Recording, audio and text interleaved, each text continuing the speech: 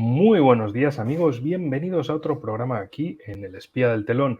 Hoy traemos de vuelta a Alberto Hutzenreuter, mejor dicho, el doctor Alberto Hutzenreuter. Bienvenido Alberto, muchísimas gracias por estar aquí una vez más.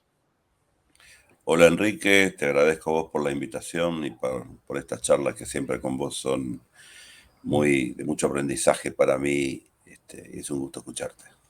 Bueno, el gusto también es escucharle a usted y el de la audiencia también, que bueno, doctor en Relaciones Internacionales, podemos hablar de muchos de los libros que ha publicado, que ya va a razón de uno por año, espectacular igual, abajo en la descripción dejaré unos cuantos.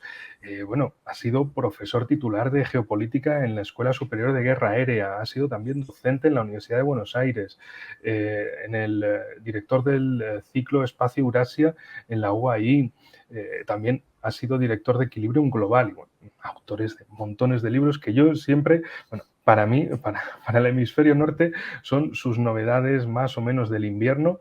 En su caso son las novedades del verano primavera, pero novedades al fin y al cabo, montones de libros maravillosos para entender la geopolítica, además de una forma sencilla, comprensible, fácil, con vocabulario técnico, pero agradable, que te acompaña, que te lleva, digamos, te lleva de la mano y te acompaña por cada capítulo.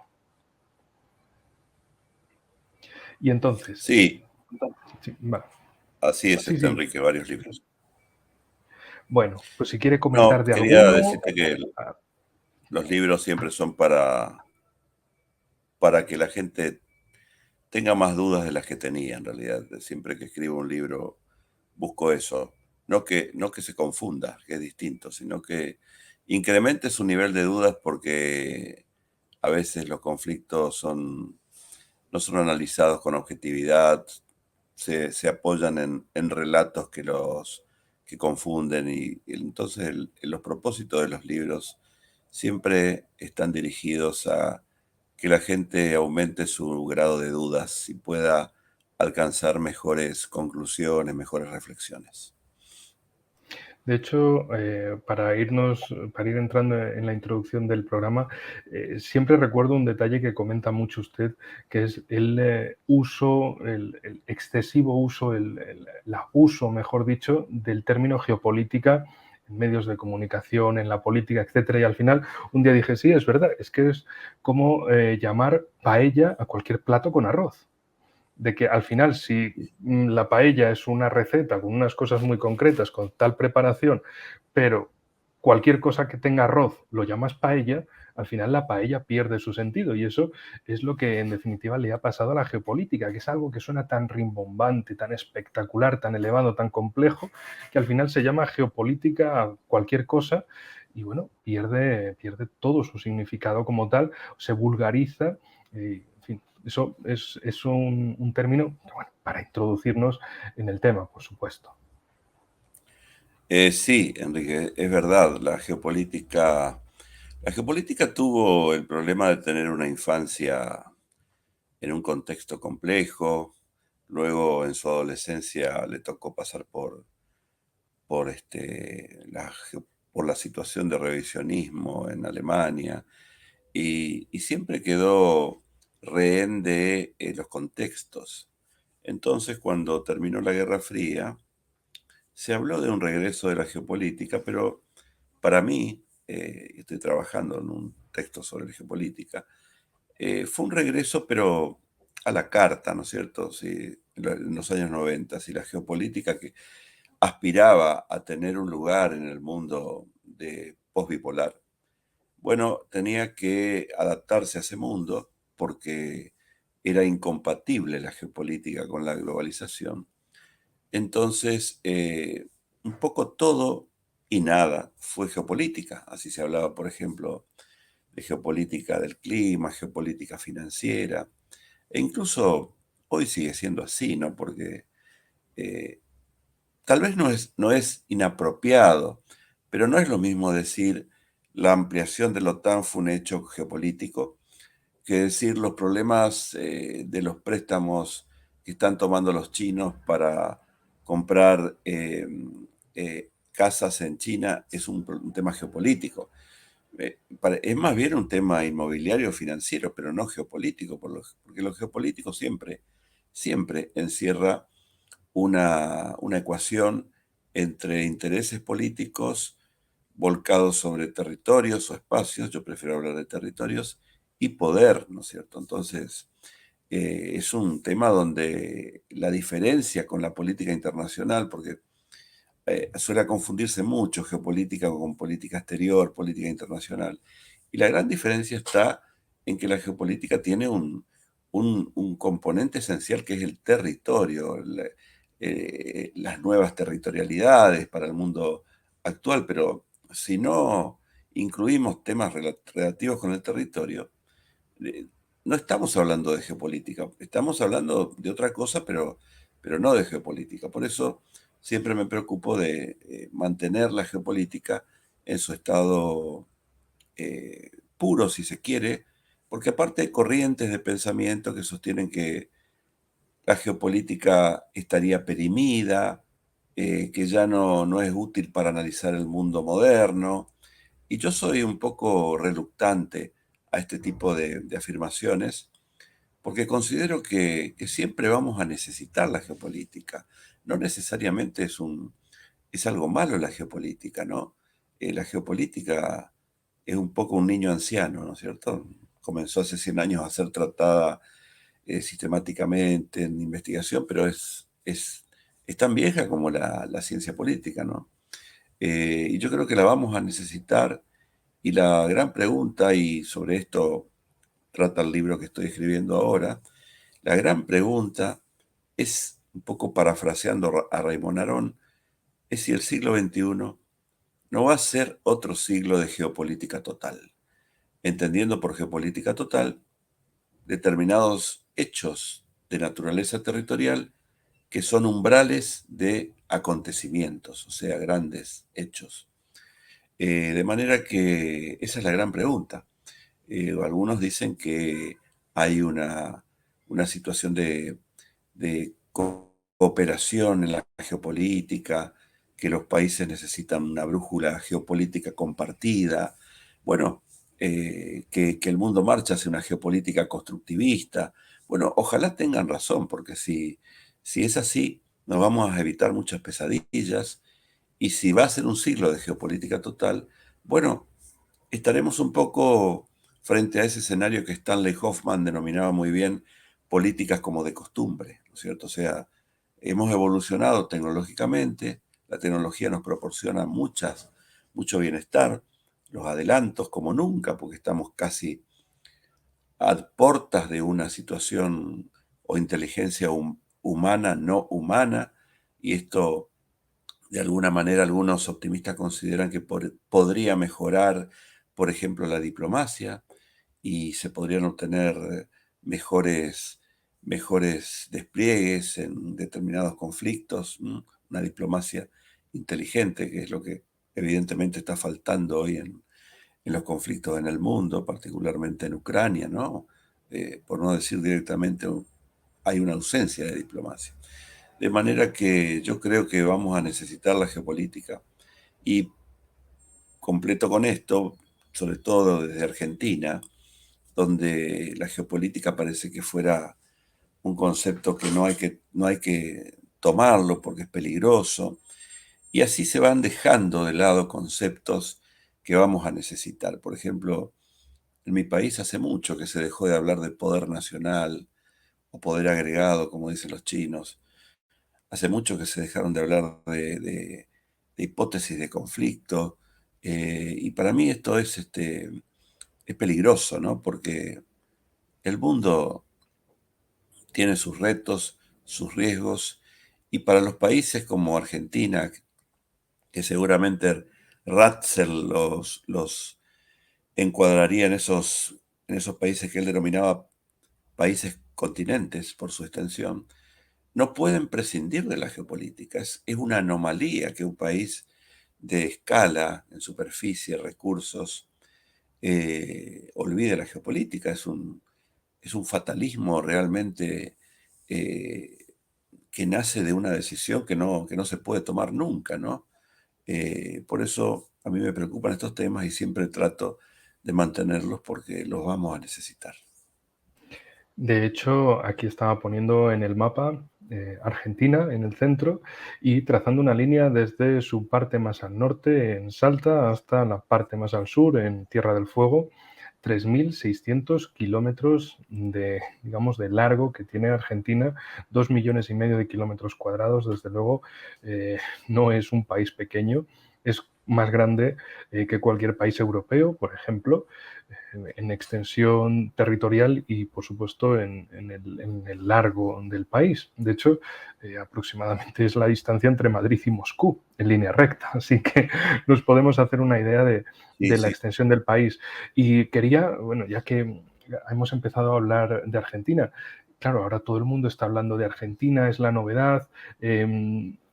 Digamos, han pasado las PASO, las elecciones de hace un par de semanas, y aparece, digamos, como un 60% del voto a los partidos clásicos, al Frente de Todos, Juntos por el Cambio, es decir, macristas y kirchneristas, y ha aparecido también un tercer elemento en disputa, que es Javier Milei, y entonces, claro, ¿cómo se puede interpretar que, bueno, a priori el candidato extraño, el de fuera del sistema, pues básicamente, ¿qué es lo que aporta o qué es lo que ha comentado Milei en cuanto a defensa nacional, proyección de Argentina y demás? Porque lo único que se ve, por lo menos aquí en España, sobre él, es hablar de liberalizaciones, de que un Estado mínimo, etcétera, pero y en cuanto a la geopolítica de, de Argentina, a su proyección, a la plataforma continental, las Malvinas, etcétera, esto, ¿qué es lo que ha dicho él? Porque, bueno, a priori podría ser el futuro presidente de Argentina de aquí a octubre-noviembre. Bueno, Enrique, empiezo por algunas cuestiones relativas con lo que comentaste al principio, ¿no? Argentina ya no es el país que ha sido. Eh, ningún país en el mundo es un país que ha sido, ¿no es cierto? Pero Argentina, creo que yo, se distingue de otros porque Argentina, por ejemplo, es el único caso que yo conozco eh, de lo que se denomina un país desdesarrollado, no subdesarrollado, ¿eh? No hay países desdesarrollados. Es una categoría eh, muy curiosa y Argentina es el único ejemplo. O sea, un país desdesarrollado es un país con condiciones de viabilidad alta, que tuvo una situación muy prometedora. A veces la gente se va a principios del siglo XX,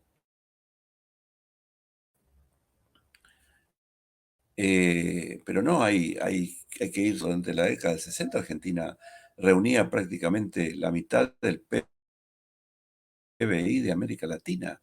¿Mm?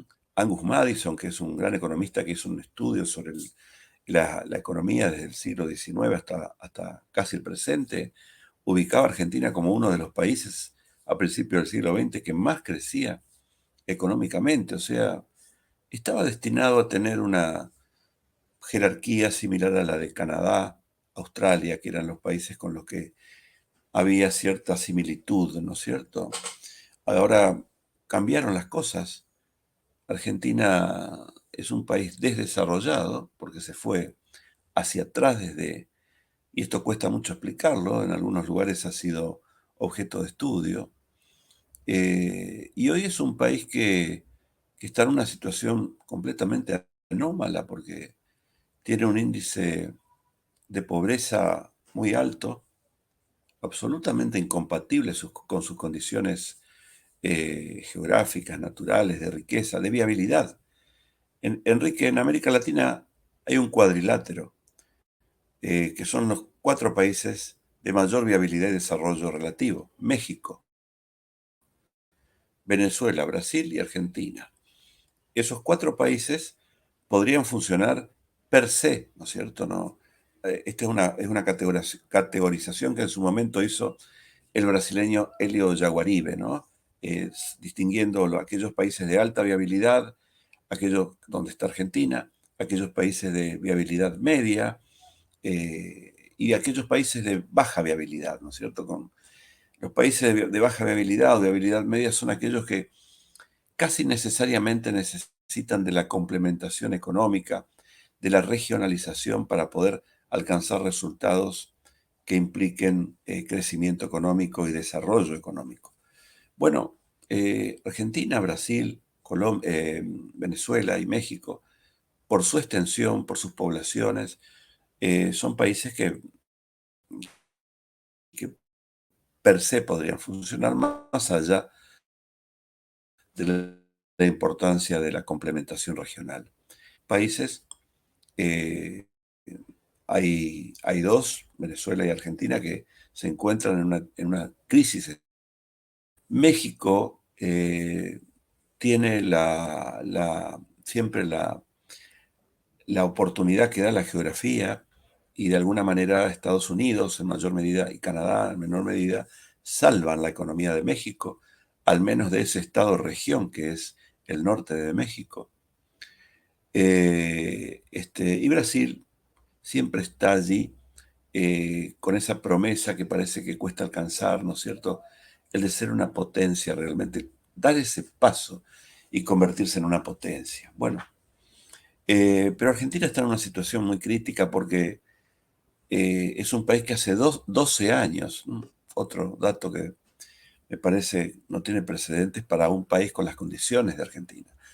Hace 12 años que el país tiene problemas de crecimiento económico, o sea, no crece y vive con inflación.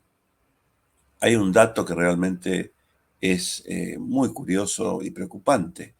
Durante los últimos 60 años, hubo solamente 8 años en que Argentina no tuvo inflación. 6 de ellos durante la época del menemismo, en la década del 90. O sea, hay lo que denominamos de manera equivocada una cultura de inflación. Y esto obviamente es muy malo para el desempeño socioeconómico de un país. O sea, actualmente tenemos inflación y no tenemos crecimiento económico. De manera que esa categoría de país desdesarrollado ya pasó tener otra subcategoría, si se quiere, de país cada vez más incomprensible, porque está como descolgado del mundo, se está descolgando del mundo. Por ejemplo, obviamente que si un país, un poco respondiendo a tu inquietud, tu pregunta, si un país tiene problemas para comprenderse a sí mismo, difícilmente va a comprender el mundo. Eso explica, por ejemplo, que no haya, o que cuando aparezcan los que vos dijiste partidos, están un poco difuminadas las figuras de los partidos políticos en Argentina. Son formaciones, ya no hay partidos como otrora, ¿no es cierto? E inclusive hasta se da la curiosísima situación que en determinadas elecciones suelen ganar partidos que aseguran el fracaso. Yo esto nunca lo viví realmente. O sea, partidos que no tienen ningún proyecto para arrancar al país de la situación donde se encuentra. De manera que, como decía Oswald Spengler, la verdadera política es la política exterior, porque la política exterior muestra un poco el orden que existe hacia adentro, ¿no? Eh, eh, cómo funciona el país. Eh, yo creo que Argentina ha dado pasos hacia atrás y, y se encuentra, sobre todo en un contexto internacional complejo, en situaciones preocupantes, ¿no? Porque yo siempre tuve esta idea que a veces no se discute mucho por estas latitudes, pero sí en otras, relativas con qué se va a hacer con los países de alta viabilidad y de alto desarrollo que tienen problemas para funcionar. Porque si tienen problemas para funcionar, también pueden provocar disfuncionalidades más allá de sus países, ¿no? Entonces, ya no es solamente un problema de los países, sino que puede ser un problema internacional o regional. Y por lo tanto, ¿qué hacemos con un país que no logra manejarse a sí mismo? Un país importante, ¿no? Esto siempre me generó inquietud desde el punto de vista de la evolución de la política entre los estados, la relación entre los países que cuentan, como decía Tucídides, ¿no? Los que hacen lo que deben, frente a aquellos que sufren lo que deben, ¿no? Eh, y me duele porque Argentina debería eh, tener una jerarquía de potencia media a esta altura del tiempo, ¿no? Porque tuvo otra condición. Y los candidatos, de cara a las elecciones de octubre, bueno, su discurso obviamente es ocupado por la problemática interna del país. La política exterior casi no aparece y cuando aparece uno, uno dice mejor que no apareciera porque hay candidatos, por ejemplo, el que produjo aquí la sorpresa, Milei, eh, libertario, dice, por ejemplo, Argentina no va a tener relaciones con los países comunistas. Esto revela un desconocimiento de la política internacional porque, por ejemplo, la Unión Europea, un ámbito de democracia, de normas, de urbanidad, como diría Josep Borrell, tiene un comercio con China que supera los 700.000 millones de dólares. Es superior el comercio entre la Unión Europea y China que el que tiene Estados Unidos con China, que también es muy, muy alto. De manera que, imagínate, Enrique, si en Bruselas dijeran, bueno, la Unión Europea deja de tener relaciones con los países comunistas. Bueno, no, Eh, causa un Alberto, perjuicio.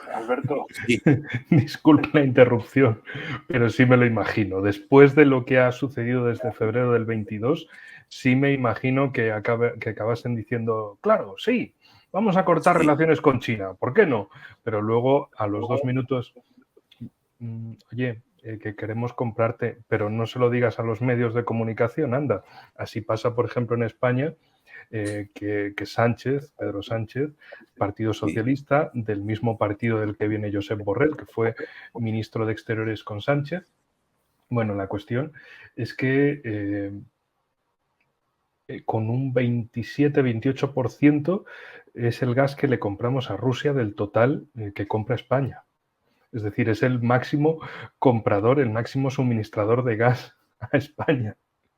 A pesar de todo esto que se ha dicho, a pesar de todas estas cuestiones y que, en fin, ahí podemos ver la diferencia entre la realidad y, bueno, la ficción sí, una cosa es que tú gobiernes y otra cosa es que, que estés hablando desde la oposición o del yo haría, pero bueno, ya sabemos que de la promesa al hecho hay un gran trecho. Pero Sí, desde sí. luego también hay otro tema. Estaba hablando de Argentina y yo digo, pero si es que es como si hablara de España. Es la misma problemática de políticos que mejor que no hablen de nada en el exterior, mejor que no salgan al exterior, porque van a destruir más que construir. Van a dejar una imagen lamentable más que fortalecer lazos con otros países. Y bueno, y también pues el desdesarrollismo el abandono de España en la arena internacional desde hace muchísimo tiempo y que parece que cada nuevo partido devalúa más, en nuestro caso la moneda no, porque la moneda depende del Banco Central Europeo, entonces ahí nada. Pero la política internacional sistemáticamente la devalúan. Devalúan la posición de España dentro y fuera, del no conocerse dentro y destruir más la imagen en el exterior, la posición en el exterior. En fin, simplemente como comentario. Sí, lo que decía en relación con lo que ocurre en otros países es que en Argentina llevamos ya 40 años de democracia y la democracia es un ejercicio permanente de solución de problemas en relación con lograr extender el bienestar de las poblaciones. Así entendí yo siempre la democracia, ¿no? Pero nosotros en Argentina tenemos una democracia que en algunos temas parece que no funciona, porque no podemos, a 40 años de democracia, tener problemas estructurales de seguridad e inseguridad. No puede haber muertos por la violencia en Argentina todos los días. Antes de las elecciones tuvimos una seguidilla de muertes espantosas, desapariciones de personas, y todo pareciera que fuera muy natural, ¿no es cierto? Personas que han desaparecido, aparecieron descuartizadas en provincias donde hubo una cercanía entre esas muertes y gente que se postulaba para cargos electivos. Bueno, este tipo de situación creo que no creo, es absolutamente incompatible con un régimen democrático.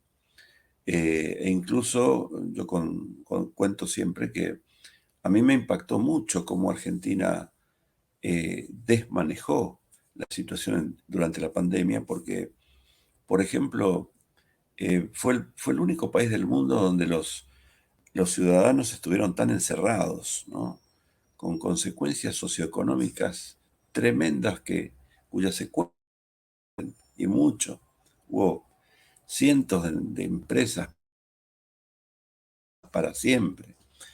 Pero después a nivel moral, ocurrieron cosas como, por ejemplo, que cuando tuvimos una vacuna, los primeros que se vacunaron fueron los servidores públicos.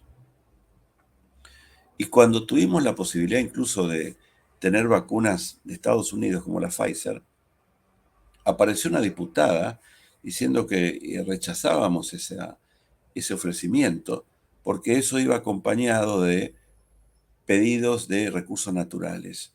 O sea, una fantasía, un delirio que cientos de miles pagaron con vidas. En Argentina murieron 150.000 personas por la pandemia, pero muchas de ellas murieron como consecuencia del descuido por parte de las autoridades. De manera que ocurren cosas que no pueden ocurrir en una democracia. Por eso yo creo que Argentina tiene todavía problemas estructurales que la democracia no ha resuelto, pero otros países que tienen sus problemas, estos han resuelto, ¿no?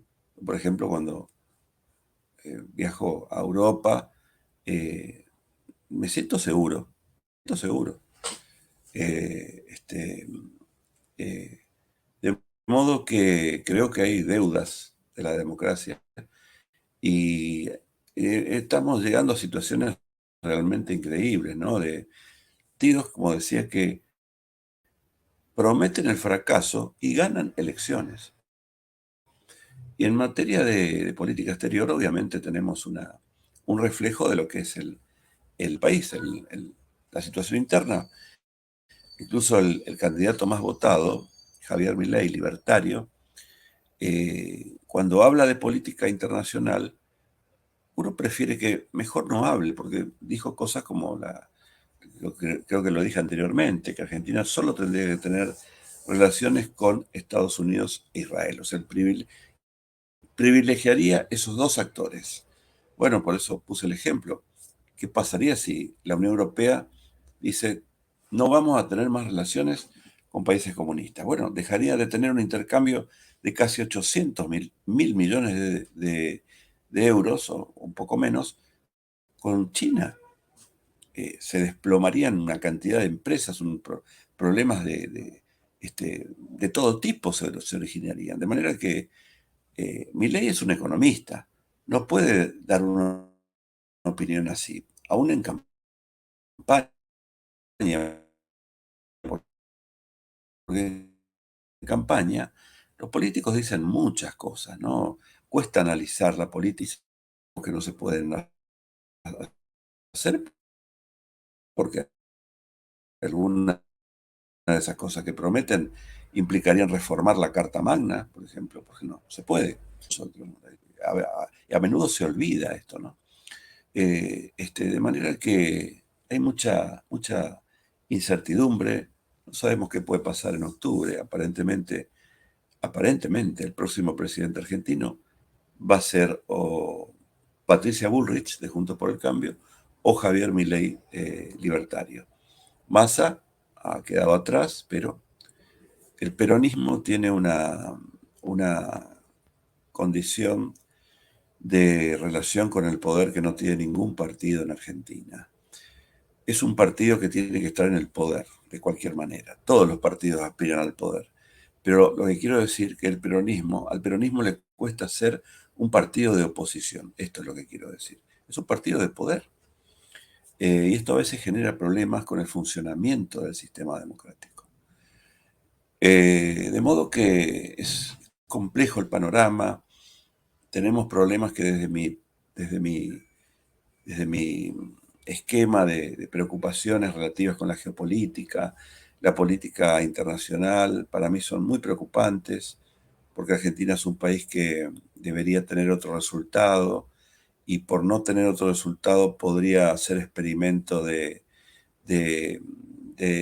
determinadas medidas que pueden ocurrir en un futuro no muy lejano, porque es un país importante y al no funcionar genera disfunciones regionales y hasta incluso globales, por lo tanto no puede tener esa incapacidad. Por ejemplo, hubo un tiempo en que se habló, no aquí, porque por estas latitudes se habla poco de estos temas, de la suertida. La soberanía compartida significaría un poco esto, ¿no? Países que tienen problemas para manejar su moneda, para manejar sus ejércitos o fundamentalmente su moneda, ¿no? Eh, Podrían recibir ayuda de otros estados u organizaciones para tratar de hacer viable todo esto, ¿no? Bueno, O sea, una especie de eh, protectorado moderno. algo así. Uno puede entender un protectorado frente a países que tienen serios problemas de viabilidad, Enrique. Por ejemplo, Haití, ¿no es cierto?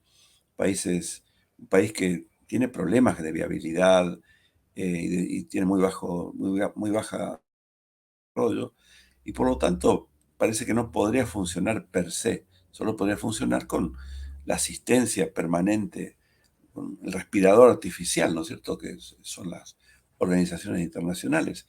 Pero países de alta viabilidad y desarrollo, como Argentina, pensar en esto, evidentemente algo no funciona en el país. Yo siempre fui muy poco, no comparto mucho esto de que los problemas los causan afuera y que porque hay alguien afuera el país no puede despegar. Algo de esto puede existir, pero la mayor responsabilidad está en las clases dirigentes de los países, ¿no? Turquía, por ejemplo, es un país que ha construido poder nacional y es evidente que ha construido poder nacional. Y aquí creo que a esto se reduce el problema. Argentina es un país con problemas para construir poder nacional.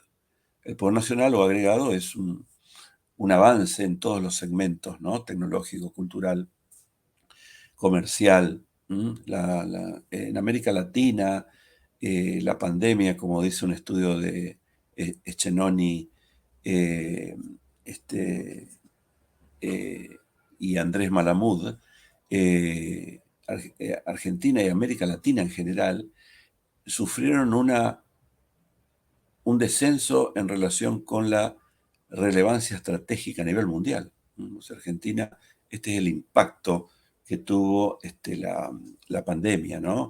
Cuando uno mira los países que más descendieron en términos de relevancia estratégica, allí aparece América Latina. Esto significa que la región no está trabajando lo suficiente en tecnologías mayores, en inteligencia artificial, etcétera, ¿no?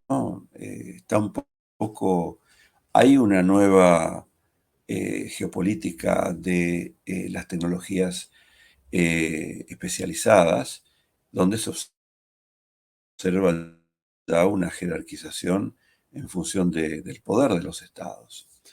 Eh, eh, em, de manera que pesimista, pero yo siempre sigo lo que decía el filósofo Bertrand Russell, ¿no es cierto? No hay que apartarse de los hechos, o sea, no hay que introducir ideas que a nosotros nos puedan dejar bien o nos puedan favorecer. No, estos son los hechos. Argentina tiene un 45% de pobres. ¿Cómo se explica que un país con el nivel de alta viabilidad y desarrollo tenga 45? Que dije que me preocupa, y otros, por ejemplo, materias. Hay una alimentación insuficiente en los niños en Argentina, en buena parte de los niños. Bueno amigos, cambiamos de tablero por razones técnicas, nos hemos pasado a Zoom, que como siempre consume menos línea y así nos podemos ver y sobre todo escuchar mejor, que ahí estábamos teniendo unas interrupciones desagradables, así que Alberto, siento haber tenido que cambiar de cancha. Lamentablemente, bueno, a veces se inundan estadios, a veces se rompen estadios, a veces se quedan sin césped, sin pasto, en nuestro caso nos quedamos sin línea, así que por favor, una conclusión sobre Argentina, sobre la situación bueno, todo ese grandísimo repaso político y geopolítico de la Argentina. Y en fin, ¿qué nos puede esperar para lo que es bueno, vuestro final del invierno e inicio de la primavera y por el lado contrario nuestro, el final del verano y el principio del otoño? Bueno, ojalá nos espere un tiempos calmos, porque Argentina necesita orden. No hay posibilidad ninguna. Yo no conozco ningún país que haya logrado avanzar económicamente, desarrollarse en el desorden. Pienso que mientras no haya orden en Argentina, mientras no haya una mejor preparación de los políticos, no tenemos un buen contenido, por ejemplo, en el Congreso, en todos los poderes públicos, pero creo que aquí hubo una degradación. A mí me gustan partidos políticos que ofrecen programas que uno pueda entenderlos, que sean claros y que nos digan a dónde quieren llevar al país en tecnología, a dónde quieren colocar al país en materia de política exterior, cuál es la política de seguridad y que se cumplan los objetivos con las debidas estrategias, ¿no? Porque me inquieta la situación, creo que es injusta, hay mucha gente que no está pasando bien en Argentina y no puede seguir así la situación. De manera que yo espero que tengamos tiempos calmos, porque en estos días hay situaciones preocupantes, y podamos tener una elección y Argentina se normalice, sea un país más normal, porque en los últimos 15 años Argentina ha ido perdiendo la normalidad y se llegaron a situaciones donde todo parece muy natural, muy normal, y no es así. Y ojalá podamos también superar esta grieta que se ha hecho en el país. Lo peor que puede hacer un gobernante es separar. Es siempre en democracia, ¿no? Mucho más en democracia es separar a la sociedad, poner a unos contra otros. De manera que espero que esto marche hacia una, al menos normalización. y Argentina pueda tomar las cosas, los temas en serio, ¿no? Como decía Ortega y Gasset, argentinos a sus cosas. Eso es lo que nos falta, que los argentinos vayamos a nuestras cosas. Pues muchísimas gracias, Alberto, por todo este grandísimo repaso que yo no lo esperaba, pero siempre con una persona de su talento, pues tenemos ahí todo ese repaso importante. También acuérdense, amigos, que al principio del programa teníamos el mapa más o menos puesto así, con Argentina por un lado y Sudáfrica o Suráfrica por el otro, porque actualmente está teniendo lugar la cumbre de los BRICS, la número 25, si mal no recuerdo, entre el 22, 23 y 24 de agosto de este 2023. Entonces, bueno, ¿qué le parece, qué le amerita comentar sobre la situación de los BRICS, de este Congreso Internacional, además a tenor de que, digamos, los precedentes más cercanos se encuentran en la cumbre Rusia-África de San Petersburgo un mes atrás y el Foro Económico de San Petersburgo, en la misma ciudad de Rusia, que también usted conoce muy bien, 2 meses atrás, es decir, en junio el SPIEF, el Foro Económico de San Petersburgo, en julio la cumbre Rusia-África y ahora en Sudáfrica, tenemos la cumbre de los BRICS. ¿Qué representan todos estos movimientos? ¿Qué le merece comentar sobre estas cuestiones? Bueno, pertinente el tema, eh, y los BRICS representan una continuidad, ¿no es cierto?, de una franja importante del mundo, ¿no? Que hoy tiene características más notables, eh, y que se llama un poco el sur global, ¿no es cierto? Dar un contenido más amplio, pero que es un concepto que ya viene desde la década del 80, ¿cierto? Lo que pasa es que había otra situación, etcétera. Pero hoy hay una mayor expresión, ¿no es cierto? Porque los países del BRICS han construido poder, particularmente China e India,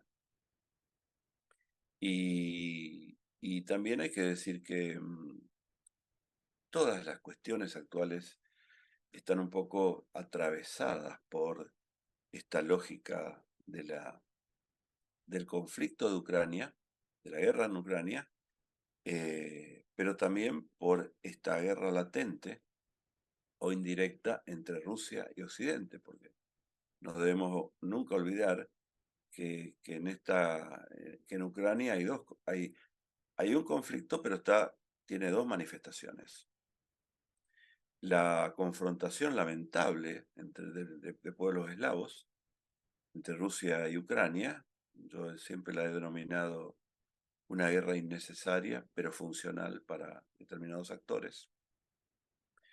Y después está el conflicto que es muy anterior a la guerra entre Occidente y Rusia, ¿no es cierto?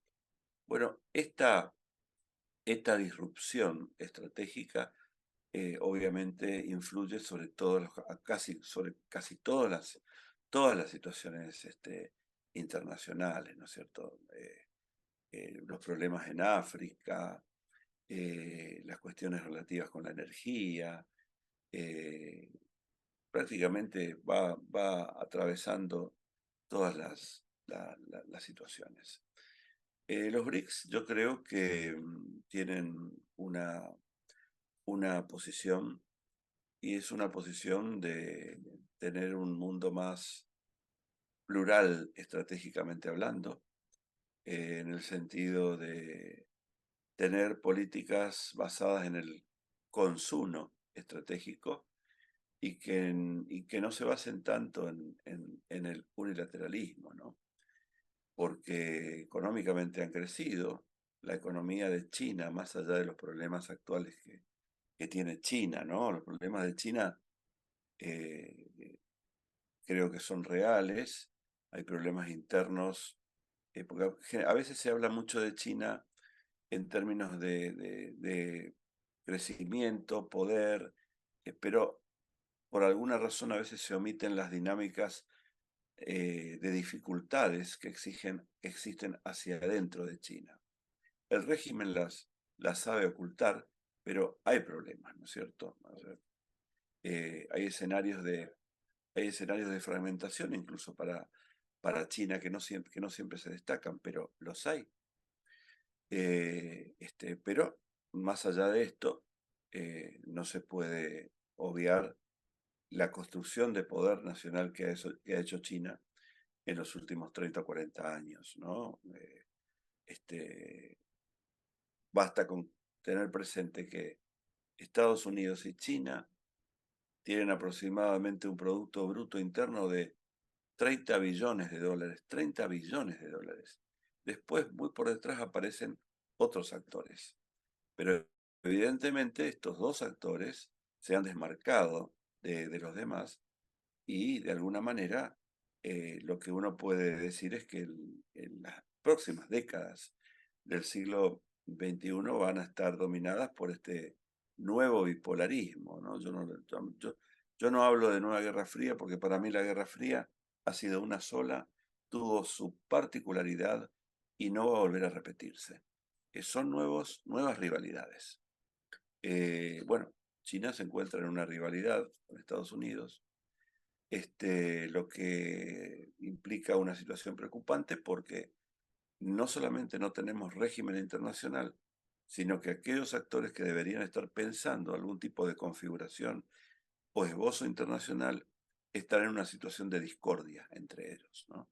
Hay prácticamente una guerra indirecta entre Rusia y Occidente, hay una rivalidad muy pronunciada entre China y Estados Unidos, hay problemas entre países del BRICS, puesto que China e India tienen una situación de conflicto y hasta hipótesis de guerra.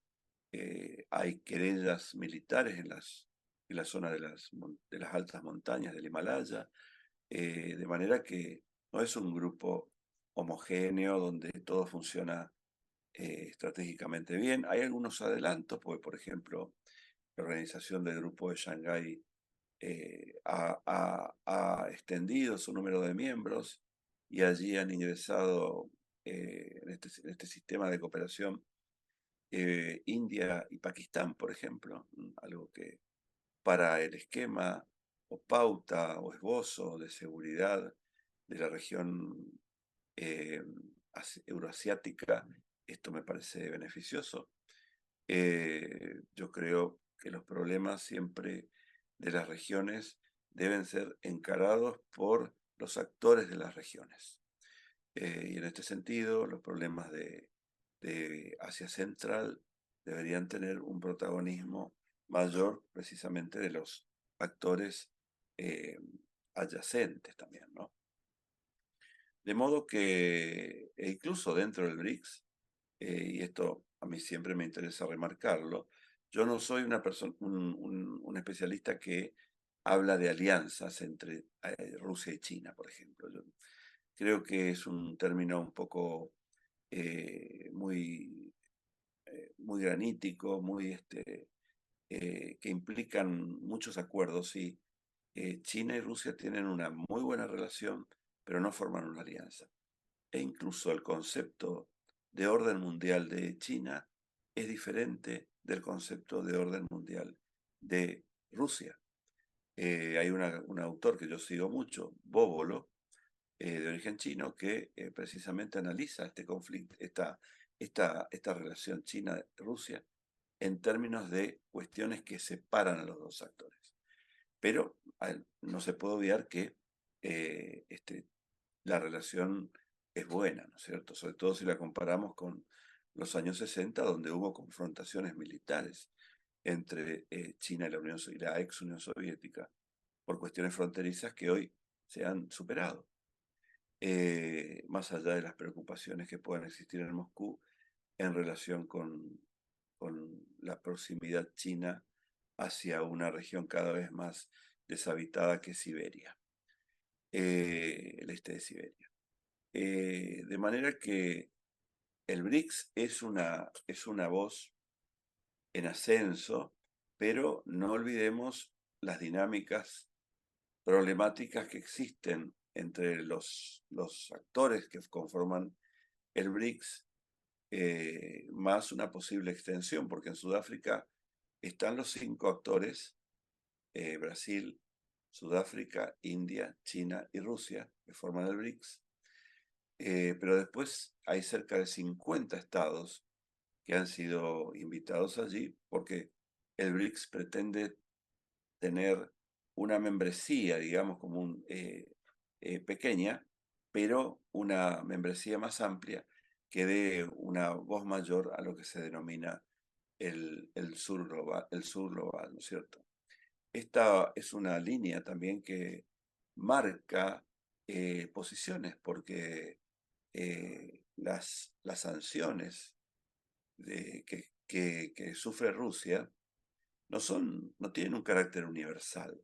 Las sanciones son occidentales, pero después otros países no han sancionado a Rusia y otros países no se han pronunciado en contra del uso de la fuerza o de la operación militar de Rusia en Ucrania, ¿cierto? De manera que hay una cuestión también política estratégica de este arco enorme de países del sur global en relación a temas sensibles como la guerra en Ucrania, ¿no?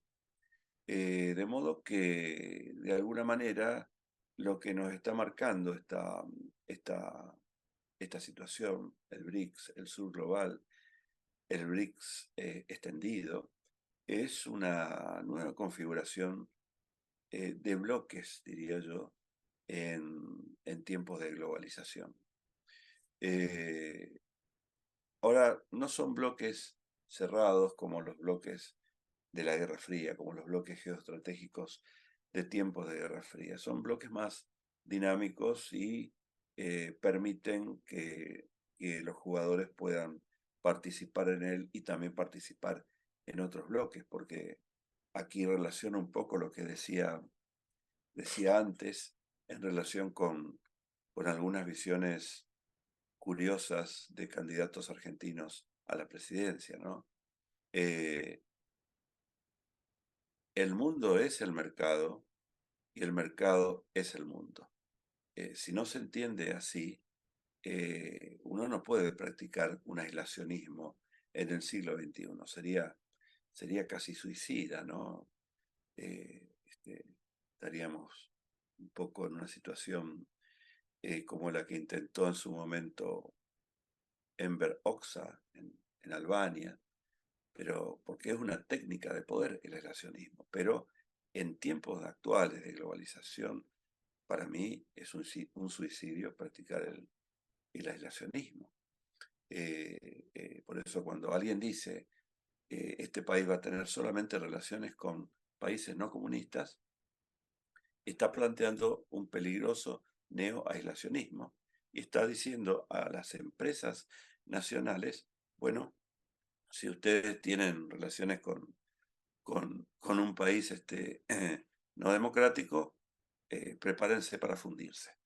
Es absurdo, ¿no es cierto? De manera Bueno, que, Alberto, si me permite sí, la interrupción, ahora cómo no. que nos podemos escuchar bien, justo había visto ayer el vídeo de un español que vive en China, Adrián Díaz, tiene también canal de YouTube, etcétera. Es interesante porque él, bueno, él dice que lleva viviendo muchos años en China, conoce China y todo eso, y hizo un vídeo sobre Milei. Bueno, yo la verdad que lo recomiendo ver, me pareció interesante Lo voy a ver. porque él dijo que básicamente Milei no se ponía las relaciones con China. Es decir, el sector privado que haga lo que quiera. Si el sector privado va a tratar con China, que lo haga, porque es su libertad. Pero no desde el sector público. Es decir, el Estado no, pero el sector privado sí. Es decir, que había gente que lo entendía como que nadie, que digamos, Argentina se iba a aislar completamente de China, pero leyendo entre líneas, lo que se descifraba era que no es cortar con China, es que el sector público corte con China, pero el privado que haga lo que quiera. y como lo que él pretende es dejar el Estado en la mínima, claro, todo eso que sea sector privado, bueno, que trate con China, que trate con quien quiera, porque es su libertad de tratar con quien sea. Es decir, una forma digamos, dar un discurso que unos lo van a entender de una manera, otros de otra, pero que sobre todo su público, su audiencia, pues lo va a entender como, sí, sí, nos quitamos aquí de China a la mierda a los comunistas, no los queremos más, no vamos a tratar con ellos, pero luego, leyéndolo bien, ya, es que no ha dicho que el sector privado, que cualquier empresario deje de comerciar con China, sino, como digo, el Estado. El Estado como tal, no. El sector privado, la gente que haga lo que quiera. Pero claro, no deja de ser también su interpretación sobre las declaraciones de Milei y todo esto, y bueno, y también el efecto que pueda haber, digamos, el efecto de desembrujo a lo largo de estos meses, 2, 3 meses que quedan, en base a, bueno, es al final un partido que gira en torno a una figura, la falta siempre de cuadros intermedios, es decir, de una estructura de partido, siempre acaba pasando factura porque, bueno, para rellenar listas acaban metiendo a cualquiera, eso significa la posibilidad de muchísimos escándalos que al final afecten a la imagen del candidato principal y eso que conduzca a que la gente acabe votando a, digamos, lo malo conocido antes que cualquier otra cosa que parece incluso peor. Entonces, bueno, es como detalle, como apunte de la cuestión. Claro, sí, sí, es verdad. Uno no tiene que pensar tampoco que estamos en campaña, por eso, como dice el economista argentino Juan Carlos de Pablo, estamos en campaña, es difícil aventurar consideraciones en tiempos de campaña, porque en campaña se dicen cosas eh, ampulosas, exageradas. De todas maneras, el Estado es un puntal importante del mundo privado. No existe el privado y sin apoyo del Estado. Eh, las embajadas hoy en los de los países son reservas estratégicas de los países eh, que quieren realmente, que ven el mundo como un mercado y que quieren obtener ganancias económicas por todas partes. De modo que no, estas posiciones, ¿no es cierto?, tan extremas de que los privados hagan lo que quieran. Los privados son nacionales, son argentinos en este caso, y el Estado debe tener un rol estratégico aquí, ¿no es cierto? Sí, porque debe cumplir un rol estratégico.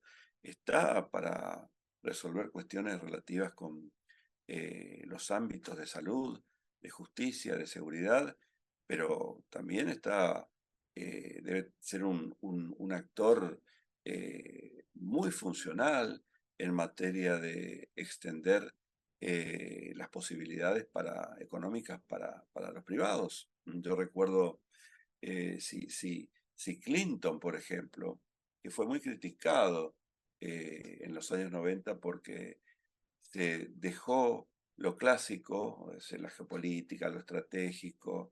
Kissinger, me acuerdo que lo criticaba.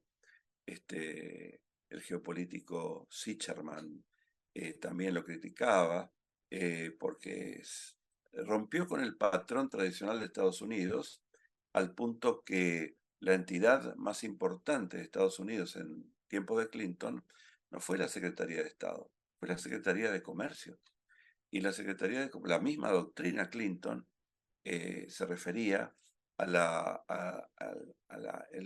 enlargement, a la ampliación de las democracias y del mercado. Esta era una política que venía de tiempos de Reagan. ¿M? Lo que pasa es que Reagan estaba todavía en tiempos de Guerra Fría y esta idea de empresas norteamericanas penetrando todas las fronteras del mundo quedó para más adelante y la llevó adelante Clinton. Para mí fue muy exitoso Clinton en materia de promover el interés nacional norteamericano a través de la economía. ¿M? La globalización no fue creada por Estados Unidos, pero sí creo que se basó en principios económicos de Estados Unidos, porque Estados Unidos ganó la Guerra Fría, pero no olvidemos también que ganó la guerra de Irak y ganó la guerra económica. El modelo económico norteamericano triunfó sobre el modelo económico japonés y sobre el modelo económico europeo. Me acuerdo que hay un libro de Michel Albert, Capitalismo contra Capitalismo, que analizaba precisamente esto. Y este triunfo lo llevó a Estados Unidos a que captara mercados por todo el mundo. Y aquí el Estado estuvo muy presente para captar el mercado, para empresas privadas norteamericanas, empresas del Estado, empresas mixtas. Por eso, lo que tiene que tener el Estado es una visión estratégica. Y en esta visión estratégica debe considerar las oportunidades también para los privados, de manera que está bien eh, los privados pero tienen que tener el apoyo estratégico de un Estado que funciona. Por eso me parece que hay que tener presente esto, ¿no? No encuentro países donde el Estado no se maneja solamente una parte y los demás que hagan lo que quieran, ¿no? El Estado ahí tiene que haber una concepción integral cuando se habla de poder nacional, porque en el poder nacional también pesan las empresas privadas, ¿no es cierto?, que logren extenderse, hacen al incremento del poder nacional. Es un conjunto. Por eso dije que este tipo de visiones, al menos dichas en campaña, parecieran que, este, eh, porque yo me imagino que en los 780.000 millones de dólares de comercio bilateral entre la Unión Europea y China, hay un apoyo enorme de los estados a empresas en cuanto a situación estratégica, oportunidades, etcétera. Sí, De de manera hecho, que, Alberto, sí, ahí le puedo poner un ejemplo de, por ejemplo, competencias entre empresas ferroviarias francesas y españolas, sí, compitiendo por muchos mercados y Francia, o sea, el Estado francés, incluso hasta el servicio secreto francés, haciendo lo posible por torpedear que empresas españolas se puedan meter en contratos de esos, porque significa mucho, mucho, mucho dinero, no solo en la ah, construcción, sino también en el mantenimiento. Yo siempre lo digo, que a veces las compras más importantes no son las que se hacen en el momento, sino las que es el desembolso y luego todo el periodo posterior de mantenimiento, es decir, un contrato por años de suministro de ferrocarriles, construcción y todo tipo de reparaciones, de modernizaciones, de lo que sea, y colocar una de esas empresas en, no sé, en los proyectos, por ejemplo, de Arabia Saudí, de ferrocarriles donde hay empresas españolas, o en Uzbekistán o en Kazajistán. Es que eso, claro, si no va de la mano del Estado, del servicio diplomático, que se encargue de hacer todo lo posible para que esas empresas consigan esos contratos allí, pues desde luego es perder grandísimos contratos que a lo mejor uno puede pensar, bueno, pero es que los beneficios van para grandes empresarios y demás, ya, pero ¿y dónde se construyen los ferrocarriles? Bueno, si se construyen en España o en Francia, es un beneficio que le va a repercutir a todos esos trabajadores. Si es un contrato que se pierde, a lo mejor hasta se acaban cerrando fábricas, se acaban perdiendo empleos. Eso como el ejemplo más importante, más típico de España, sí, porque sí, bueno, para una cosa buena y representativa que tenemos, que son precisamente los ferrocarriles de alta velocidad, aunque otra cosa que sé que la audiencia española me va a decir, hombre, pero el AVE, la alta velocidad española, bueno, bueno, tampoco tanto. Para comunicar grandes núcleos de población, bien, pero no es un servicio de etapas, es decir, no es un ferrocarril que conecte, que pueda conectar transversalmente España y demás, porque un servicio de alta velocidad es eh, por ejemplo, el de Madrid a Barcelona, que para en Zaragoza o que para en Tarragona también, etcétera, y ya, y listo. No es que te vaya parando por muchas más ciudades o que vaya haciendo rutas más indirectas, sino lo más directo posible, lo más recto, en fin.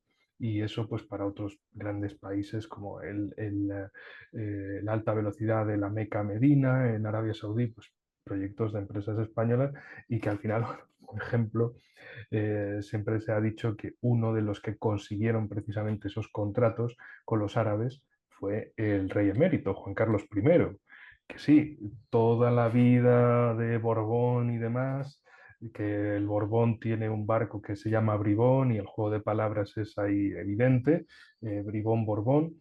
Pero claro, es un tipo que se plantaba en uno de estos países y conseguía contratos de esos para empresas españolas.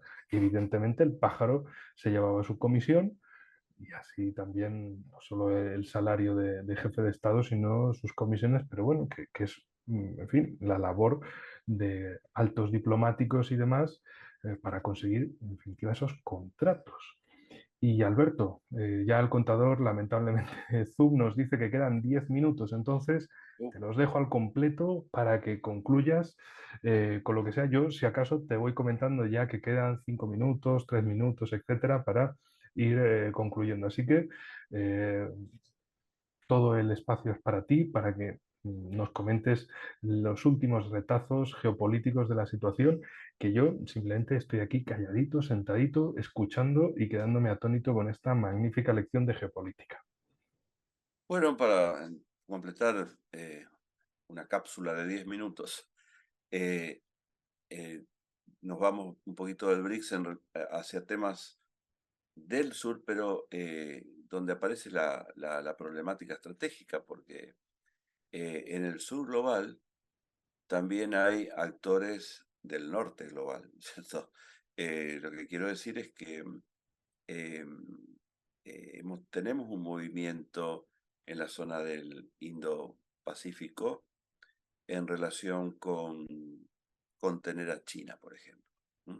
Esto impacta evidentemente en estrategias que pueda ir desarrollando esta entidad geopolítica, geocultural, geoeconómica que es el sur global. ¿Por qué?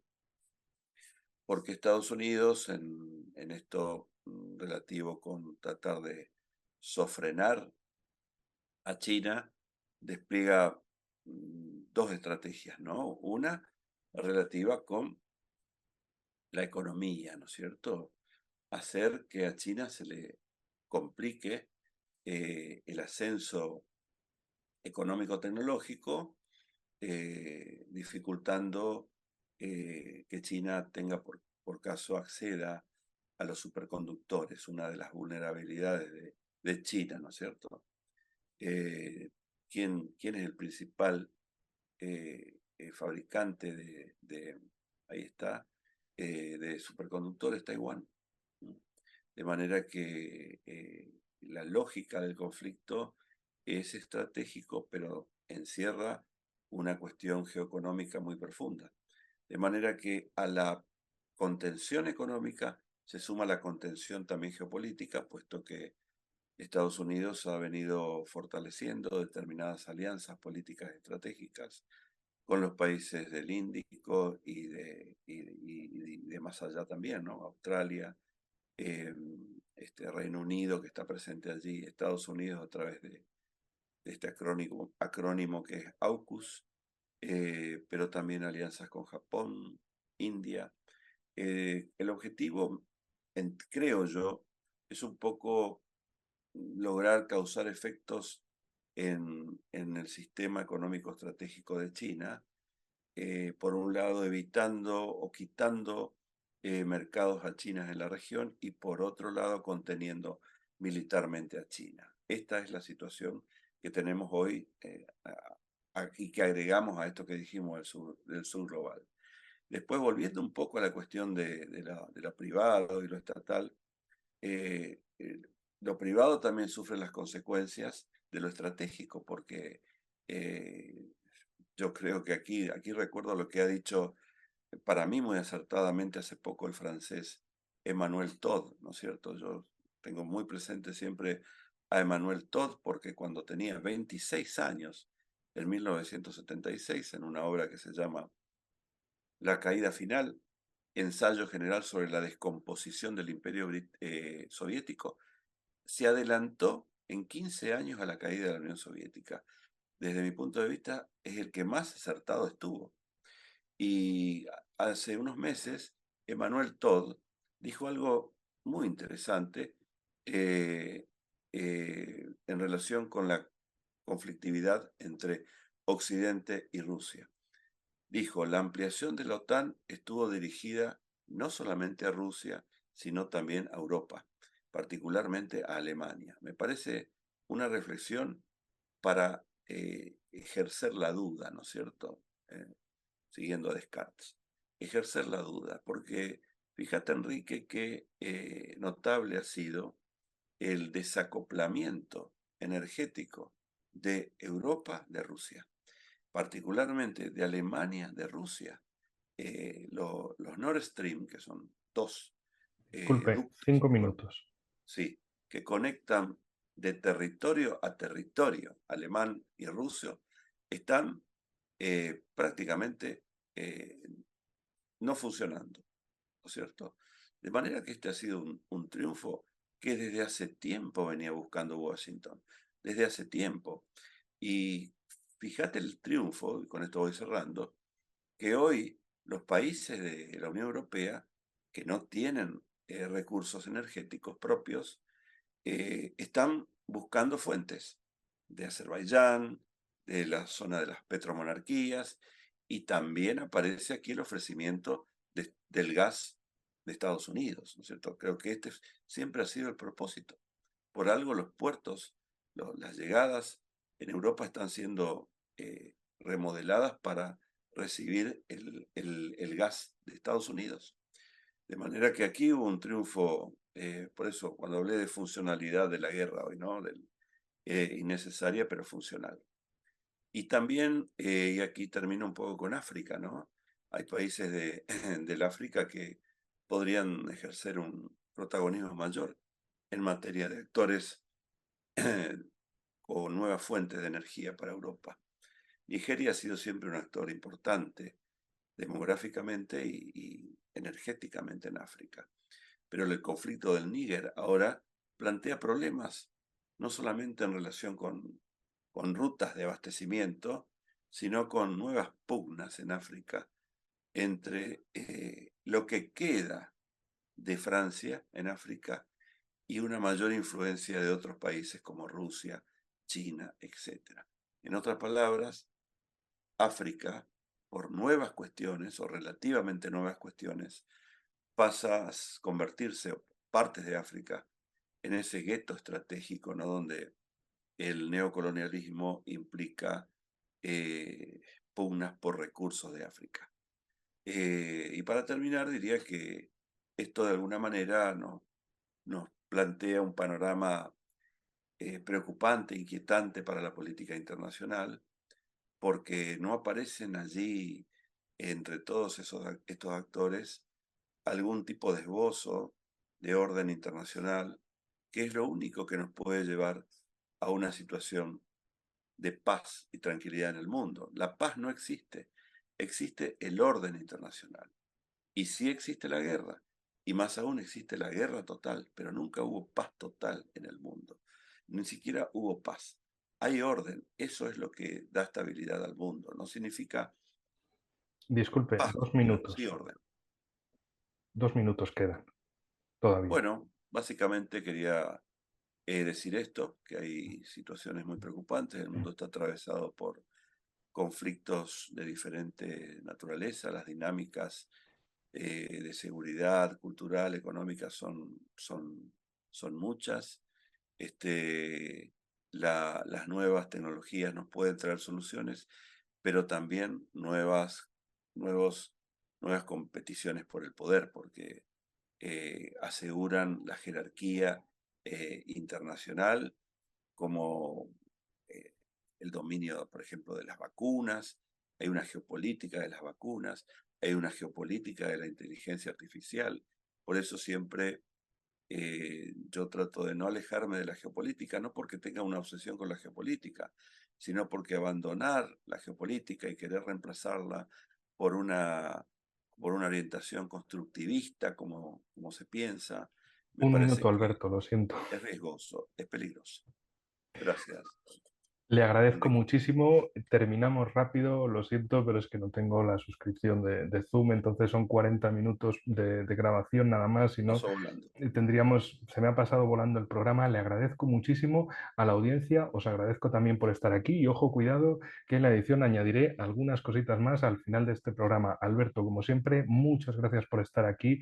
bienvenido como siempre, esperamos contar contigo para futuros programas y muchos éxitos en esos nuevos libros que nos tienes acostumbrados a un grandísimo libro por año desde Argentina para el mundo. Te lo agradezco, Alberto. Y nada Gracias más, a ti, Enrique. con Gracias por la esto invitación. nos vamos, pero volveremos. Hasta la próxima, amigos.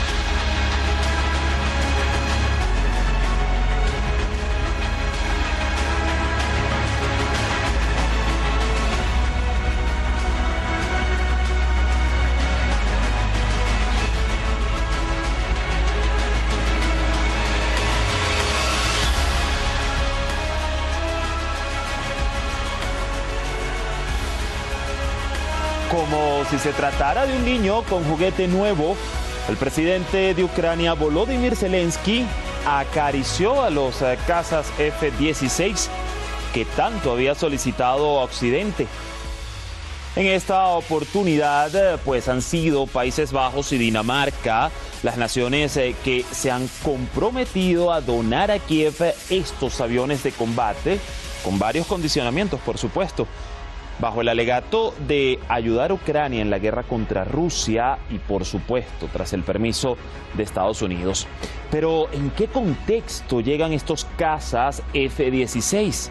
¿Se atreverá Kiev a usarlos fuera de su territorio? Más allá de la decisión, ¿cuál es la realidad para que Ucrania llegue a operar estos aviones de combate? Bueno, estas interrogantes y las fuertes reacciones de Rusia las analizamos a continuación acá en Detrás de la Razón. Les saluda Dani Pérez Díaz y así iniciamos.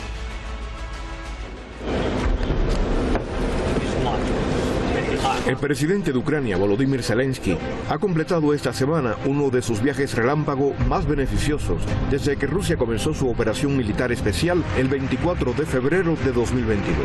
Países Bajos y Dinamarca se han comprometido a la entrega de 61 aviones de combate F-16 solicitados desde hace meses por Kiev para hacer un supuesto cambio de juego en su conflicto con Rusia. Today we can announce that the Netherlands and Denmark commit to transfer F-16 aircraft to Ukraine and the Ukrainian Air Force, in close cooperation with the United States and other partners, once the conditions for such a transfer have been met. Así, Ucrania recibirá de Países Bajos un total de 42 cazas F-16 y Dinamarca destinará un total de 19 aparatos en 3 partidas. Los 6 primeros cazas se le entregarán a Kiev este 2023, mientras que el próximo año se entregarán otras 8 unidades y 5 más al siguiente. Today we announced that we will donate 19 F-16 fighter jets to Ukraine.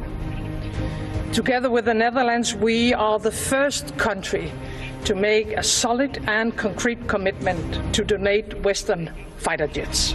Zelensky agradeció los cazas desde Copenhague y Ámsterdam y se mostró convencido de que Ucrania ganará la guerra porque, según el mandatario, la razón está de su lado.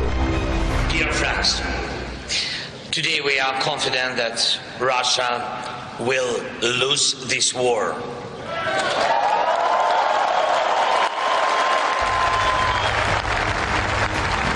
Rusia, desde el primer día, había advertido que considerará la aparición en Ucrania de cazas F-16 como una amenaza en el ámbito nuclear. Moscú precisa que la transferencia planificada de aviones demuestra la continuación del curso de Occidente de prolongar el conflicto y de echar más leña al fuego. Игра с огнем Здесь никаких сомнений быть не может. Надеюсь, что разумные люди все-таки будут отходить от безоглядной поддержки неонацистского режима, который сам Запад и создал. Para el Kremlin, el envío de casas supone un grave peligro de que la OTAN se vea arrastrada aún más a este conflicto armado. El presidente ruso Vladimir Putin ya ha alertado de que los F-16 arderán en Ucrania si Occidente sigue equipando a Kiev. Двух танков. Танки горят. Несколько танков уничтожено. И это в том числе леопарды. И вчера было то же самое. И вчера были леопарды. Они горят. Также будут гореть и F-16. Сомнений нет. Putin aseguró que el tema de los F-16 se trata de un gran riesgo, de una mayor implicación de la Alianza Atlántica en el conflicto ucraniano y afirmó que Rusia tendrá que plantearse cómo y dónde eliminarlos si finalmente son utilizados por las fuerzas de Kiev. Но если они будут располагаться на авиабазах за границей Украины, а использоваться в боевых действиях, мы должны будем посмотреть на то, как нам поражать и где нам поражать те средства, которые используются в боевых действиях против нас. Это серьезная опасность дальнейшего втягивания в НАТО в этот вооруженный конфликт.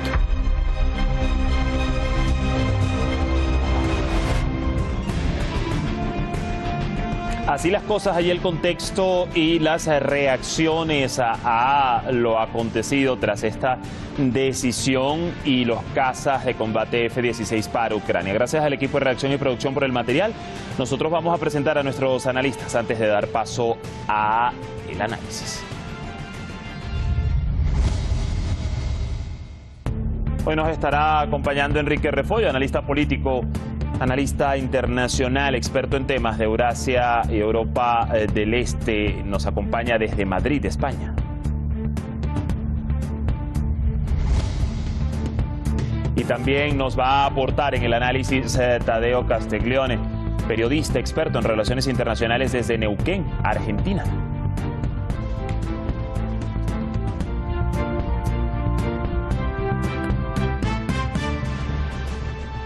Ya conectados con nosotros, les damos rápidamente la bienvenida. Enrique, gusto saludarte, ¿cómo estás? Un gusto saludarles también, como siempre un gran saludo a ti, a todo el equipo, al compañero ahí del otro lado también presente y a toda la audiencia que siempre está ahí.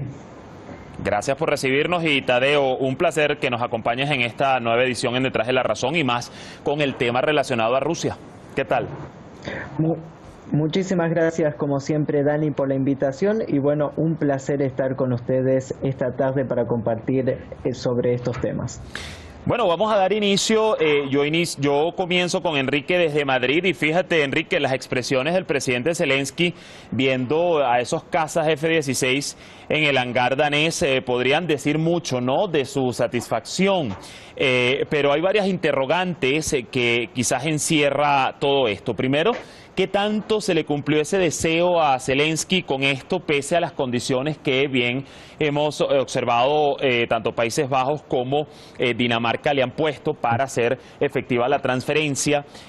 ¿Cómo mirar además el que Estados Unidos haya dado su brazo a torcer, por decirlo de alguna manera, para permitir en este momento el que otros países le reexporten o le transfieran F-16 de manufactura estadounidense a Kiev? Bueno, en primer lugar, que Estados Unidos haya dado su brazo a torcer es entre comillas. Ellos no han dado sus cazas, simplemente han dado el permiso que cazas de fabricación estadounidense, pero comprados por países europeos como Países Bajos y Dinamarca, se le transfieran a Ucrania. Es decir, esto recordemos el año pasado, en 2022, cuando Biden dijo que estaba dispuesto a asumir todos los sacrificios que hubiera que hacer para defender a Ucrania. Se refería a los sacrificios, Europa era el sacrificio, y ellos estaban dispuestos a asumir ese sacrificio, es decir, asumir que el sacrificio lo hagan otros. Es decir, esto hay que tenerlo muy en cuenta de que es su línea siempre, y que también, bueno, desde Países Bajos y Dinamarca han dicho, sí, te vamos a mandar todo esto, pero un poquito ahora, un un poquito más tarde, un poquito después, ya veremos luego lo que pasa. No quiero tirar mucho con esta primera pregunta, pero recuerden los famosos Leopard de Pedro Sánchez, presidente del gobierno de España, Partido Socialista, igual que Josep Borrell, el supuesto, que se supone que es el jefe de la diplomacia europea, cuando dijo, sí, España va a mandar 60 Leopards. Y aquí todo el mundo se reía, porque todos los que sabíamos del tema era como, ¿qué 60 van a mandar? Con que funcionen 6 ya es un milagro. Entonces, bueno, también vamos a ver lo que sucede con estos cazas de, sí, yo te voy a hacer una oferta muy grande, todo el mundo ahí, oh, qué generosos son Países Bajos, Dinamarca, Zelensky apareciendo ahí como siempre con esa voz carrasposa de, sí, muchas gracias amigos. En fin, luego el entrenamiento de los pilotos. Así es. ¿Qué van a ser? ¿Pilotos ucranianos? ¿Con qué entrenamiento? ¿Con cuánto tiempo? Porque desde Estados Unidos dicen hasta el año que viene mínimo, no, o sea, hasta la vuelta del año nuevo próximo no van a estar disponibles. Entonces, ¿qué va a pasar? En fin, la muestra tal vez de que lo quieren dejar pasar, quieren dejar que esto se alargue lo más posible para que Estados Unidos ya de algún modo diga, bueno, cortamos el apoyo, vamos a parar la guerra, que entramos en un 2024 donde el amo del cortijo, es decir, Estados Unidos, tiene su proceso electoral y tiene que centrarse la campaña en cosas de allí, en cosas de Estados Unidos, y que ni lo que pasó en Afganistán precisamente hace 2 años exactos por estas fechas de agosto, ni lo de Ucrania le lastren a Biden y que se centren en su Bidenomics, es decir, la economía de Biden, que es lo mejor, lo más mejor del mundo, entre comillas, y que simplemente la campaña electoral vaya por ahí. De hecho, bueno, más adelante hay una interrogante relacionada a ese tema de la campaña electoral y las presidenciales en Estados Unidos el próximo año.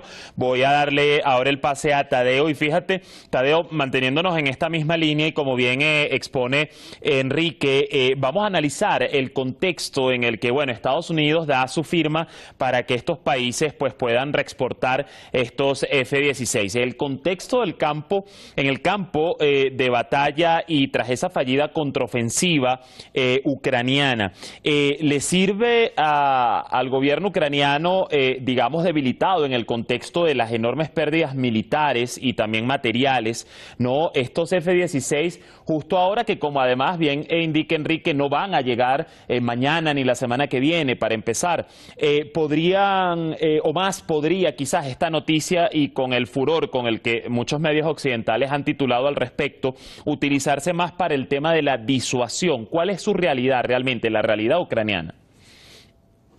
El régimen de Kiev se mantiene gracias a la propaganda occidental.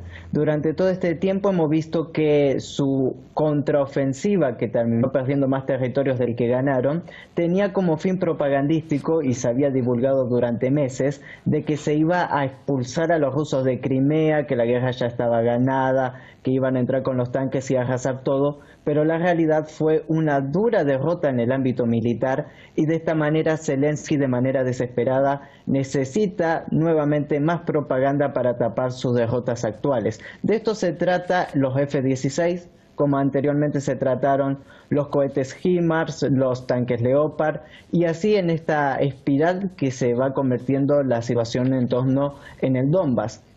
Sobre la situación es bastante interesante porque estos aviones F-16, como bien mencionaba Enrique, se van a dar a cuentagotas, aviones de una calidad bastante que deja que desear, y que además no tienen una operabilidad en superioridad aérea para enfrentar a la aviación rusa, por lo cual de alguna u otra manera esto ha servido con fines claramente propagandísticos, y si se llegan a utilizar con suerte de manera eficaz en el campo de batalla, va a suceder casi lo mismo que han hecho con las bombas de racimo que se le han entregado, los cuales terminan atacando a la población civil. Como bien ha demostrado el régimen de Kiev, casi en una actitud terrorista, los ataques contra la población civil es en lo que se han destacado y no han tenido grandes resultados en el frente de batalla. Probablemente los F-16 repitan la historia, que sean más una arma para exacerbar el terror en la población local y no representen ningún cambio en el frente de batalla. Sí, fíjate que has dejado allí sobre la mesa del análisis pues un punto al que iba mi siguiente interrogante con Enrique y que tiene que ver con la calidad o la efectividad de estos F-16 específicamente. Fíjate, Enrique, según ha publicado el medio Sputnik, los cazas que serán transferidos a Ucrania fueron introducidos a finales de la década de 1970. Se han producido más de unas 4.600 unidades de este tipo de caza que se exportó además a más de 2 docenas de países de todo el mundo durante casi 50 años desde su creación. Tú me corregirás o no, pero a nivel militar y de fortaleza, ¿qué tanta fuerza, quizás vale la pena poner en contexto, tienen estos F-16 en comparación a las más modernas tecnologías del mismo aparato y al arsenal que tiene Rusia al respecto? Pues mira, me gustaría centrar la respuesta más en una cuestión del para qué quieren esto. Es decir, evidentemente no van a ganar con un puñado de F-16 de aviones del siglo pasado, etcétera, sino que lo que buscan desde Zelensky y compañía es el efectismo, es lanzar algún tipo de ataque, como han lanzado los drones sobre Moscú, sobre Kursk, Briansk, Belgorod, etcétera, sobre Crimea, sobre Krasnodar, sobre Rostov del Don. Lo único que buscan es el efecto, el titular, el de Ucrania ataca Moscú, Ucrania alcanza el centro financiero de Moscú. ¿Por qué? Porque él sabe que en Occidente todos los grandes medios van a decir que, bueno, ya la guerra está perdida para Rusia. ¡Oh! Han atacado, 2 drones han atacado el centro financiero de Moscú, ya Putin está rindiéndose, Putin ya está entregándose en La Haya. Lo que buscan es aumentar ese efectismo, que no sean simplemente drones, que no sean drones sobre tierra o drones también marítimos. Lo que hemos visto, por ejemplo, de ataques al puente de Kerch, intentos de ataque al puerto de Sebastopol, ataques efectivamente a barcos rusos, tanto militares como civiles, en el Mar Negro, y de nuevo el efectismo, Ucrania ha conseguido atacar no sé qué, ya, Rusia está perdida. Buscan una y otra vez ese efectismo, y un nivel más de ese efectismo es precisamente que fueran cazas, que digamos la Fuerza Aérea Ucraniana ha atacado Rusia, ha atacado fuerzas rusas, etcétera. Recuerden, por ejemplo, al principio de la operación militar especial, el llamado Ghost of Kiev, el fantasma de Kiev, ese supuesto piloto ucraniano que en un avión soviético, por cierto, había derribado poco menos que a la mitad de la Fuerza Aérea rusa y demás, y luego con los meses dijeron que, bueno, que había sido una invención de la propaganda para mantener la moral, y así una y otra vez. En definitiva, que con estas armas lo que buscan es ese efectismo. Y por otro lado, y termino ya con esto, cuando atacaron, por ejemplo, el puente de Kerch en las 2 ocasiones, o al petrolero ruso cerca de Novorossiysk, del puerto de Novorossiysk, ¿cómo respondió Rusia? Con ronda de misiles y drones contra instalaciones militares portuarias de Ucrania. ¿Cómo va a responder Rusia a esto? Pues bueno, lo vamos a ver como la experiencia nos lo dice. Precisamente aquella munición de uranio empobrecido, aquel almacén que los rusos reventaron en Khmelnytsky, de eso no se ha vuelto a hablar. No ha vuelto a aparecer la cuestión de las municiones de racimo. Esto lo digo en último lugar porque desde Occidente siempre dicen, no, es que los rusos son tontos, no se dan cuenta de las cosas, son imbéciles, se les pasa todo, y luego hacen cosas como lo de esa ciudad o lo de recientemente en Chernigov, que al gobierno ucraniano le da por organizar una feria de drones militares en una ciudad fronteriza con Rusia, y los rusos le acaban reventando la feria en cuestión de segundos, literalmente, con un Iskander. Sí, no, y además es muy interesante la suspicacia que genera efectivamente todos estos hechos que en su momento han sido un boom mediático, y así como han subido mediáticamente hablando, pues han bajado tras escasos días y no se ha vuelto a hablar, como tú bien dices, Enrique. A ver, Tadeo, Vamos a las reacciones de Rusia, que recordemos ya había señalado como una amenaza en el ámbito nuclear, por ejemplo, este tipo de aviones en manos de Ucrania. Están jugando con fuego, ha sido una de las cosas que ha dicho el canciller Lavrov, por ejemplo. Desde tu visión, desde tu análisis, ¿realmente representa para Rusia el que Ucrania tenga estos aviones un peligro no solo militarmente, sino geopolíticamente hablando? ¿Cómo lo toma desde los ojos de Rusia? Es bastante interesante lo que sucede con este tema de los F-16 precisamente, porque si bien, como bien se mencionaba, no tienen una gran posibilidad de ser efectuados de manera grande, un ataque preciso, lo que sí la Federación Rusa teme de que se siga utilizando para generar un daño similar al que se hizo en la represa de Kajovka, en lo cual se voló y se afectó gran parte de la población civil. Hace tiempo se viene hablando de la central nuclear de Zaporozhye y todo lo que va relacionado con esto, y muy probablemente siga estando sobre la mesa de las fuerzas ucranianas un desastre nuclear, incluso la utilización de los F-16 para este mismo propósito. Por lo cual las advertencias de Moscú siguen siendo las constantes líneas rojas que ha puesto el gobierno de Vladimir Putin en este conflicto, en los cuales se ha visto un occidente mediocre, un occidente que no piensa en las causas y en las consecuencias, y que están haciéndole juego a Estados Unidos, principalmente la OTAN, la Unión Europea, siguiendo de alguna manera este juego de provocar a Rusia, de seguir continuamente proveyendo armamento a Ucrania, que como ya han dicho varios analistas militares, si se cortara el grifo de suministro de armamento, Ucrania duraría días nomás, porque es un total desperdicio lo que se está cometiendo, incluso con las toneladas de armamento que se pierden por día, y la falta también de profesionalismo dentro de las fuerzas ucranianas, más allá también de los casos de corrupción. De esta manera, el peligro para Moscú sigue siendo que se sigue violando las líneas rojas, que se sigue enviando armamento, y que a la misma vez el régimen de Kiev podría utilizar este armamento para seguir atacando puntos de infraestructura críticos para generar cierto daño a la población y a la Federación Rusa. Es interesante mencionar un punto sobre esto, es que los países europeos, como vimos el Reino de Países Bajos y Dinamarca, son obligados a vender estos F-16 a cambio de comprar los F-35 a Estados Unidos, lo cual todo este panorama tiene que ver mucho también con la industria armamentística y con las ganancias de Lockheed Martin en todo este conflicto también. Y esto es un dato muy interesante, Tadeo, porque allí estaría la respuesta de por qué en este momento Países Bajos y Dinamarca son los que, o los elegidos, ¿no?, digámoslo de alguna manera, para hacer esta reexportación de F-16 estadounidenses a Ucrania. A ver, Enrique, ya estamos en la recta final, con escaso tiempo, y dos puntos en uno. Te pregunto, ¿qué garantías hay de que en su desesperación Ucrania cumpla con este requisito, ¿no?, de que solo puede usar los F-16 dentro de su propio territorio?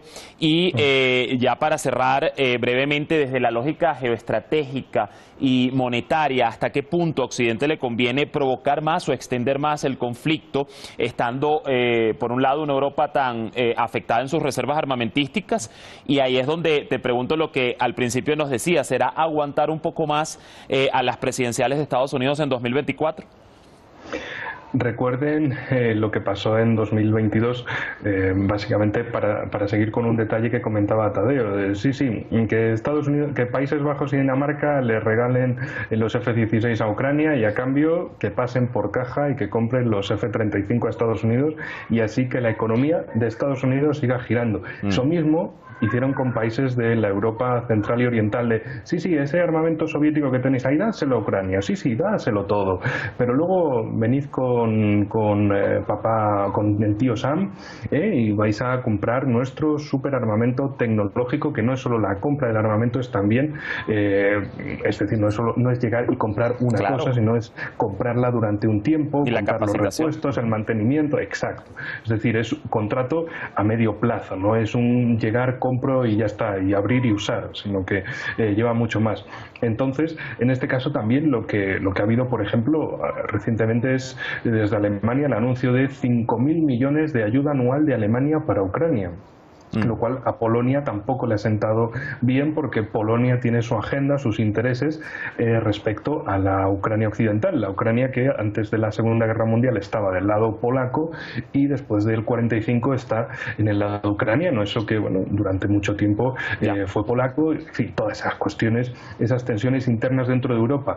En fin, en el lado europeo es como vamos a seguir mandando, la Unión Europea, la Unión colonial europea, sin pensamiento propio, dejándose llevar, dejándose arrastrar a un conflicto que está aquí, está en Europa, no está en Estados Unidos. Y Estados Unidos cada vez ya diciendo, bueno, pues incluso qué pasaría si Zelensky muriera, ya como avanzando la profecía que dentro de poco podría verse cumplida, intentando cerrar ya ese círculo y decir, bueno, lo de Ucrania ya lo dejamos, porque Estados Unidos es quien más ha invertido en llevarse los restos de Ucrania, y eso es lo más importante. Lo que quieren es parar ya, antes de que lo de Ucrania sea un desastre, antes de que los rusos lleguen a todo el Dnieper, y entonces ¿qué va a pasar? Lo que quieren es que la guerra termine antes de un desmoronamiento total de las Fuerzas Armadas de Ucrania, quedarse con esos restos, decirle, bueno, sí, Rusia, quédate ahí con Crimea, con lo que ya tienes, y ya lo dejamos ahí. Dejamos esto, y el resto ya va a ser un protectorado estadounidense en toda regla en el siglo XXI. Es decir, vamos a ver un colonialismo salvaje respecto a Ucrania, un tratamiento de su población como pulgar mano de obra barata, sea dentro de Ucrania, sea de otros países, y un expolio de recursos naturales. Enrique. Así es, un tema que definitivamente nos da para el análisis mucho mayor. El tiempo se nos fue, pero seguro nos reencontraremos nuevamente acá para medir el pulso de lo que siga aconteciendo allí entre Ucrania, Occidente, la OTAN y Rusia, por supuesto. Les agradezco a ambos, Enrique, y también a ti, Tadeo. Hasta un próximo análisis. Que estén muy bien. Muchísimas gracias. Gracias a ustedes. Allí pues el análisis de nuestros expertos. Cerramos este tema. Mañana proseguimos con más análisis. El presidente de Irán, Sayed Ebrahim Raisi, ha advertido que las Fuerzas Armadas de su país cortarán las manos de quienes piensen agredir a la nación. Esto luego de ser presentado un nuevo avión no tripulado que aportará aún más capacidad al poderío defensivo de la República Islámica. Buena jornada, les esperamos mañana.